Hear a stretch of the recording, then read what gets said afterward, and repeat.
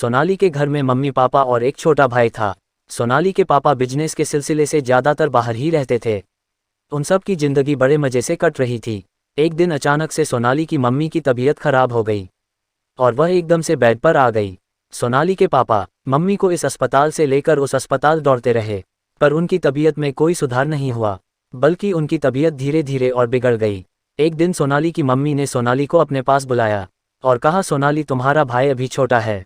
मेरा कोई भरोसा नहीं है कि मैं कितने दिन जिंदा रहूंगी, यह कहा नहीं जा सकता।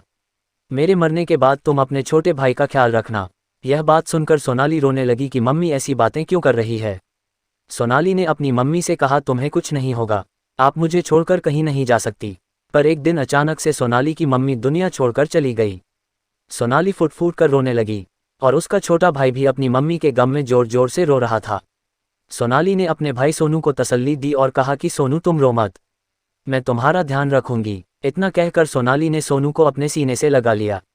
सोनाली की मम्मी को इस दुनिया से छोड़कर गए हुए काफ़ी दिन हो गए थे, पर फिर भी जब सोनाली को अपनी मम्मी की याद आ जाती थी तब रोने लगती थी। सोनाली अपने भाई को अकेला नहीं छोड़ती थी। एक दिन सोनाली के पापा काम के सिलसिले से शहर से बाहर गए थे। घर में सोनाली और सोनू बस दो लोग थे। सोनाली अपने भाई को खाना बनाकर खिला रही थी और वो खाना खाकर सोने के लिए चले गए।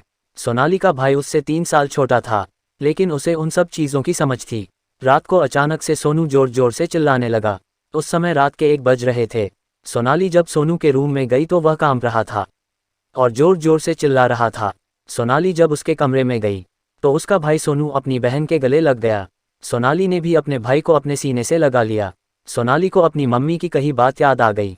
उसने अपनी मम्मी से वादा किया था कि वह अपने छोटे भाई का ख्याल रखेगी। अगर आज सोनाली के भाई को कुछ हो जाता तो वह अपनी मम्मी को क्या जवाब देती। इसलिए वो अपने भाई को अपने कमरे में ले गई और उसने सोनू को अपने पास ही सुला लिया।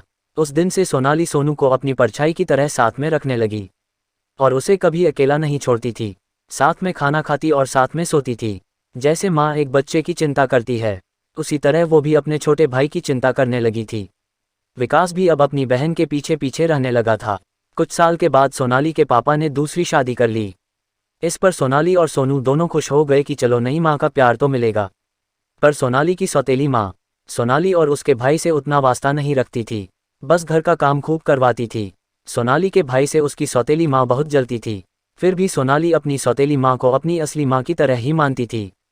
सोनाली के पापा के सामने वह खूब लाड़ प्यार करती थी, पर उसके पापा की गैर मौजूदगी में उसकी सौतेली माँ सोनाली को बहुत डांटती थी। एक दिन सोनाली कमरे में लेटी थी, तभी उसका भाई उसके पास आया और बगल में लेट गया और सोनाली को अपने सीने से चिपका लिया। तभी सोनाली की आंख खुल गई तो उसने देखा उसका छोटा भाई उसके सीने के ऊपर हाथ चला रहा था। यह देखकर सोनाली दंग रह गई और मन ही मन सोच रही थी कि सोनू अब बड़ा हो गया है। फिर सोनू ने अपनी बहन को वह सब करने के लिए मना लिया। सोनाली के मानते ही सोनू ने अपनी बहन के साथ नाजायज़ प्यार कर लिया।